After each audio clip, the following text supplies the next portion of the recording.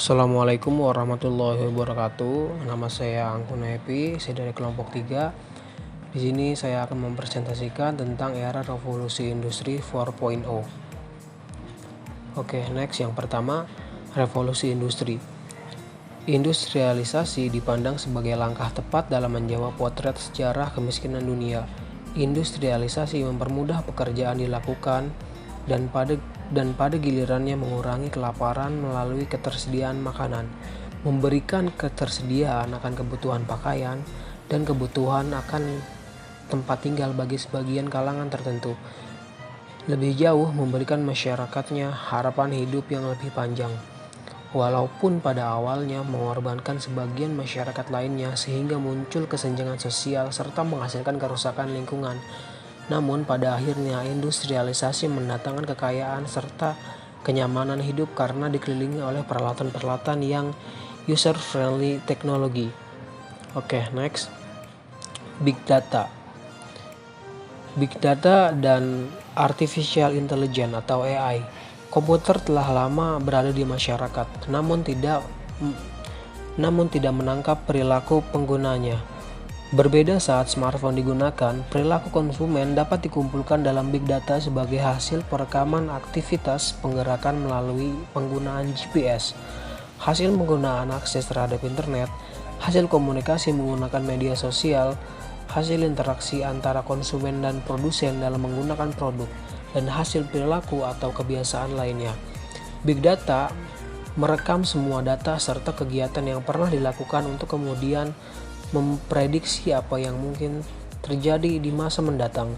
Dengan demikian, big data memiliki jelajah yang jauh melampaui jaringan media sosial karena mempengaruhi hampir setiap aspek kehidupan modern. Nama saya Nandia Savana Putri. Di sini saya akan melanjutkan presentasi dari saudara Aam. Next.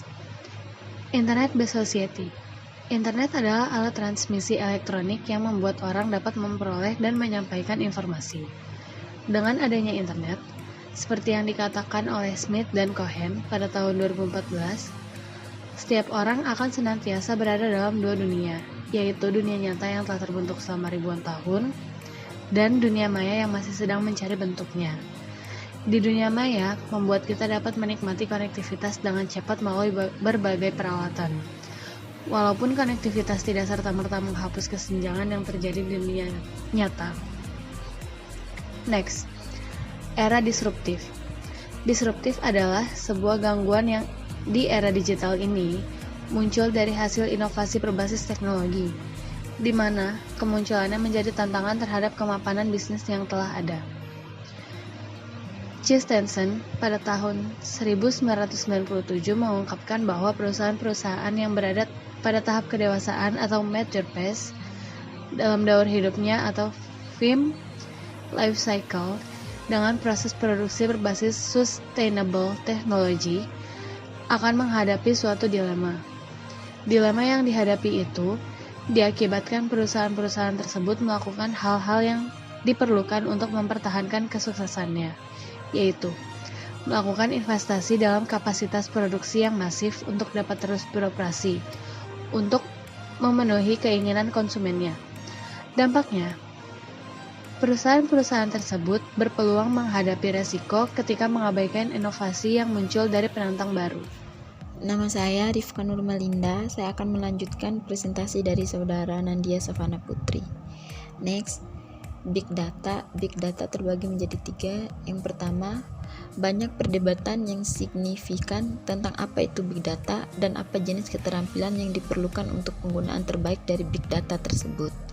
Banyak yang menulis tentang Big Data dan kebutuhan untuk analisis yang canggih dalam industri, akademis, dan pemerintah maupun lainnya. Kedua, ketersediaan sumber data baru dan munculnya peluang analitis yang lebih kompleks telah menciptakan kebutuhan untuk memikirkan kembali arsitektur data yang ada untuk memungkinkan analisis yang dapat dengan optimal memanfaatkan big data. Ketiga, big data.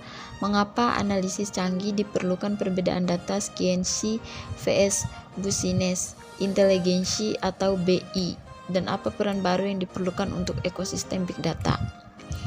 Gambaran umum big data. terbagi menjadi dua, yaitu yang pertama dari sudut pandang ilmu pengetahuan. Media penyimpanan pada hardware yang dapat digunakan adalah HDD, FDD, dan yang sejenisnya. Sedangkan media penyimpanan pada jaringan biologi, pada diri kita dikaruniai otak oleh sang kreator atau sang pencipta. Seberapa penting mengolah data-data yang kecil kemudian berkumpul menjadi data yang besar atau big data tersebut. Kedua, big data merupakan istilah untuk sekumpulan data yang begitu besar atau kompleks, di mana tidak bisa ditangani lagi dengan sistem teknologi komputer konvensional. Nama saya Siska Purnamasari. Di sini saya akan melanjutkan presentasi dari Rifka Nurmalinda. Next, mengapa kita mempelajari AI? Karena AI mempresentasikan bagian tengah atau inti dari ilmu komputer atau computer science. AI mewujudkan suatu bentuk ketidaktepatan dari komputasi atau karakteristik dalam matematika. AI mempunyai suatu kekuatan alami antar cabang ilmu. AI adalah ilmu teknik dari cognitive science. Cognitive science adalah suatu perpaduan ilmu filsafat, ilmu linguistik, dan ilmu psikologi. AI memperlakukan representasi pengetahuan dan manipulasinya. Pengetahuan atau knowledge adalah pusat dari semua ilmu teknik dan AI adalah pusat dari semua ilmu teknik. Alasan penting lainnya adalah penelitian AI diharapkan menemukan atau membongkar bentuk krisis besar dalam waktunya.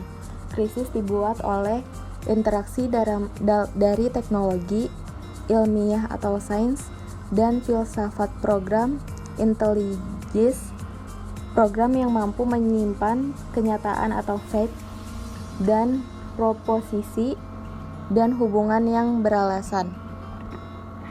Sekian presentasi dari kelompok kami, kurang lebihnya mohon maaf. Wassalamualaikum warahmatullahi wabarakatuh.